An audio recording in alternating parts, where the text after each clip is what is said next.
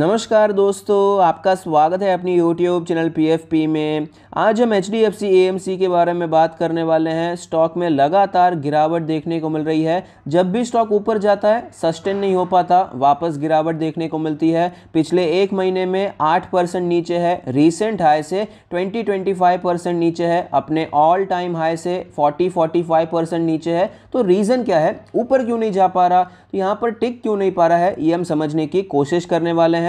और साथ ही as a retail investor हमें क्या करना चाहिए इसके बारे में चर्चा करेंगे। तो सबसे पहले कुछ रीजंस जान लेते हैं कि जो नेगेटिव पॉइंट्स है कंपनी में जिसके कारण ये शेयर हमें नीचे आता हुआ नजर आता है। सबसे पहला है म्यूचुअल फंड में मार्केट शेयर। 15% का मार्केट शेयर था जो कि कम होकर 12% का हो गया है। तो ऑफकोर्स मार्केट शेयर अगर कम होगा तो मार्केट उसे पॉजिटिवली नहीं लेगी और स्टॉक में आपको गिरावट देखने को मिलेगी। दूसरा रीज़न है इक्विटी एसेट अंडर मैनेजमेंट का मार्केट शेयर भी कम होता हुआ नजर आया है।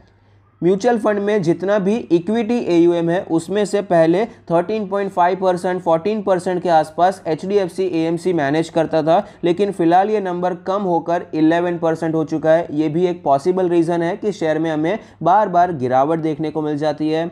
इसके अलावा एक और इम्पॉर्टेंट चीज़ है वैल्यूएशन। 2019 में जब ये स्टॉक अपने ऑल टाइम हाई पर था 66 प्लस के PE रेशियो पर आपको ये ट्रेड करता हुआ नजर आता था, जो कि बहुत ही ज़्यादा ओवर वैल्यूड था, लेकिन ज़्यादा अल्टरनेटिव नहीं थे। तो इसीलिए आपको स्टॉक तब तो सस्टेन करता हुआ नजर आया, लेकिन फिलहाल आपको गिरावट देखने को मिल रही है। महंगे वैल्यूएशन होने की वजह से भी स्टॉक आपको ऊपर के लेवल पर सस्टेन होता हुआ नजर नहीं आता है। कुछ और रीजंस के बारे में बात करें तो अभी दो नए AMC स्टॉक्स आ चुके हैं। UTI का आ चुका है, आदित्य बिरला का आ चुका है। हमारे पास ऑप्शंस बहुत सारे हैं, इन्वेस्टर्स के पास ऑप्शन बढ़ चुके हैं जहां पर आपको चीप वैल्यूएशन पे स्टॉक मिल जाएंगे, सस्ते वैल्यूएशन पे स्टॉक मिल जाएंगे। एक और रीजन ये है कि HDFC ETFs के साथ बहुत ही लैग कर रहा है। ETFs बहुत ही ज़्यादा पॉपुलर हो चुके हैं, तो यहाँ पर HDFC के ETFs आपको ज़्यादा नज़र नहीं आते। ये भी एक पॉसिबल रीज़न है कि हमें यहाँ पर गिरावट देखने को मिल रही है। कुछ और रीज़न जैसे कि स्टॉक मार्केट में डायरेक्ट लोगों का इंटरेस्ट ज़्यादा बढ़ चुका है, लोग यहाँ पर ट्रेडिंग करना ज़्यादा पसंद कर रहे हैं, लेकिन ये तो सभी AMC स्टॉक के लिए एप्लीकेबल है, इसीलिए यहाँ पर ये मैंशन नहीं किया है।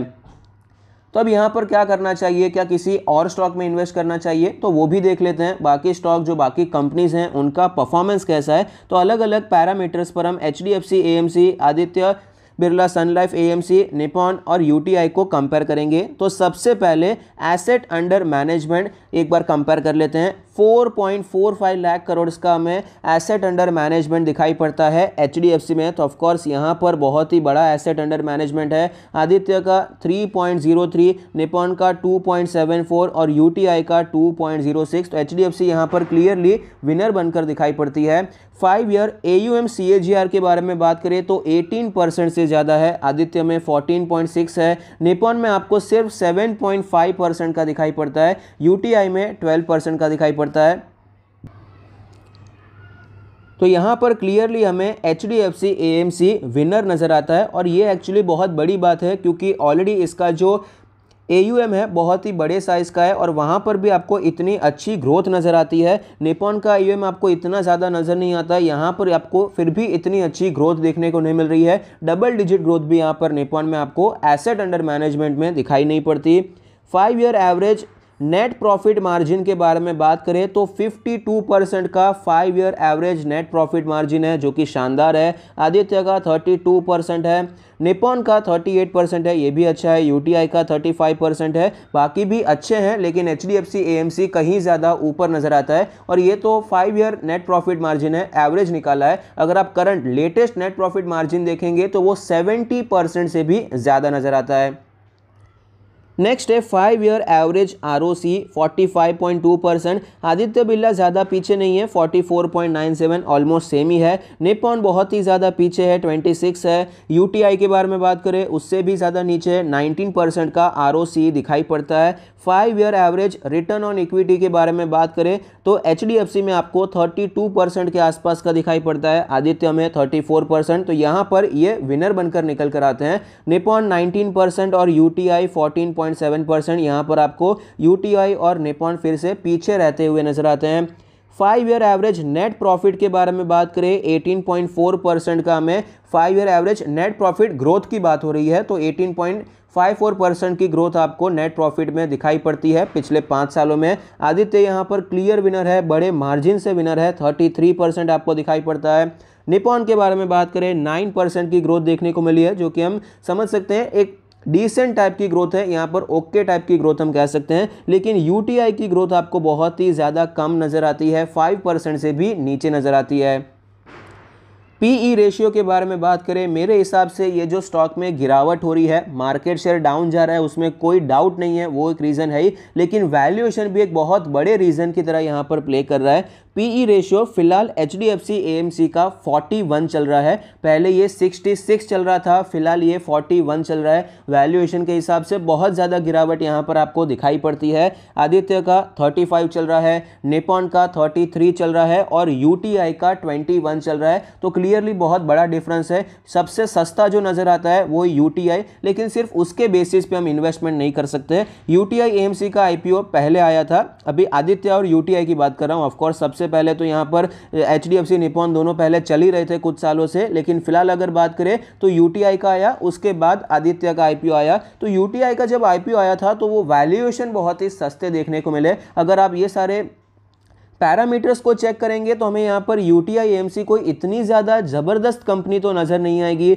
उसका जो फाइनेंशियल ट्रेंड है, जो ग्रोथ है, वो इतनी अच्छी नज़र नहीं आती है। उसके बावजूद स्टॉक में हमें इतनी तेज़ी देखने को मिली है। उसका रीज़न यही था कि जो दूसरे ऑप्शंस थे, निपॉन हो गया या फिर एचडीएफसी हो गया, उसके मुकाबले वैल्यूएशन बहुत सस्ता चल रहा था। और ये जो 21 का पीई रेशियो आपको नज़र आता है, ये अभी का पी रेशियो है, तेज़ी आने के बाद का पी रेशियो है। तेज़ी जब नहीं आई थी, जब स्टॉक लिस्ट हुआ तब तो ये आपको और भी ज्यादा सस्ते वैल्यूएशन पे मिल रहा था। तो सिर्फ वैल्यूएशन की वजह से ये तेजी देखने को मिली है, ऐसा मेरा मानना है, मेरी एनालिसिस है। तो यहां पर फंडामेंटली स्पीकिंग तो आप देख पाएंगे कि एयूएम हमने देखा, एयूएम का ग्रोथ देखा, नेट प्रॉफिट मार्जिन देखा, आरओसी, आरओई, नेट प्रॉफिट का हमने ग्रोथ देखा। उस प्रकार से तो आपको एचडीएफसी एएमसी ऑफकोर्स अच्छा ही नज़र आता है। पी रेशियो में महंगा चल रहा है, वैल्यूएशन में महंगा चल रहा है, उसमें कोई डाउट नहीं है। अगर यहाँ पर हम आदित्य को देखते हैं तो सेकंड चॉइस यहाँ पर आदित्य हो सकती है। अगर हमें कंपेयर ही करना है, अगर हमें इन्वेस्टमेंट के लिए डिसीजन लेना है, तो एचडीएफसी एएमसी और आदित्य बिरला, इन दोनों को कंपेयर करके हमें डिसीजन लेने के बारे में सोचना चाहिए। यूटीआई और निपॉन बुरे हैं ऐसा नहीं कहूँगा, वो भी अच्छी कंपनीज हैं, लेकिन नंबर्स हमें यहाँ पर क्लियरली बता रहे हैं कि ग्रोथ आपको यहाँ पर आदित्य में अच्छी देखने को मिली और एचडीएफसी में भी अच्छी देखने को मिली है। तो फिलहाल मेरे हिसाब से स्टॉक में जो गिरावट का रीजन है वो है वैल्यूएशन। पहले कंपनी में बहुत ग्रोथ थी, इसलिए मार्केट ने उसे महंगा वैल्यूएशन दिया, लेकिन अभी वो ग्रोथ सस्टेन नहीं हो पा रही है, मार्केट शेयर कम जा रहा है, तो महंगे वैल्यूएशन का फटका पड़ा। वो वैल्यूएशन जो कम होना ही चाहिए, उसके बाद आपको यहाँ पर टाइम करेक्शन देखने को मिल रहा है। सबसे पहले ऑल टाइम हाई लेवल से गिरावट हुई, प्राइस करेक्शन हुआ और फिलहाल मेरे हिसाब से हमें टाइम करेक्शन चलता हुआ नजर आता है। स्टॉक के चार्ट पर हमें क्लियरली पता चलता है कि रिसेंटली स्टॉक ने अपने 2750 का जो बहुत ही इंपॉर्टेंट सपोर्ट जोन था वो तोड़ दिया है और स्टॉक हमें नीचे आता हुआ नजर आता है। वीकली चार्ट के बारे में बात करें तो आप देख पाएंगे स्टॉक हमें यहाँ पर क्लियरली वीक ही होता हुआ नजर आता है। हमारे जो वीकली मूविंग एवरेजेस भी हैं वो भी आपको फ्लैट होते हुए नजर आए हैं, साइडवेज होते हुए नजर आते हैं। वीकली आरएसआई बहुत वीक चल रहा है, 38.6 हो चुका है। तो यहाँ से बहुत ज़्यादा गिरावट हो जाएगी, जिस प्रकार की पिछले 2-3 महीने में हुई है, 20% की गिरावट हुई है, उतनी ज़्यादा तुरंत हो जाएगी इसके चांसेस बहुत ही ज़्यादा कम हो जाते हैं, क्योंकि ऑलरेडी ये एक ओवरसोल्ड लेवल पर जाता हुआ नजर आया। तो अभी यहाँ पर करना क्या चाहिए, जो ऑलरेडी इन्वेस्ट करके रखे हैं या फिर इन्वेस्टमेंट करना चाहते हैं एएमसीज में, तो क्या करना चाहिए। तो यहाँ पर मेरे हिसाब से जो इन्वेस्टमेंट ऑलरेडी करके रखे हैं वो कंटिन्यू होल्डिंग करने के बारे में सोच सकते हैं। कंपनीज हैं, बिजनेसेस हैं, अगर आप ये सोच रहे हैं कि आपका ये जो स्टॉक है या फिर वो जो बिजनेस कर रहा है कंटिन्यूअसली ग्रोइंग होगा, हर साल बेहतर परफॉर्मेंस होगा,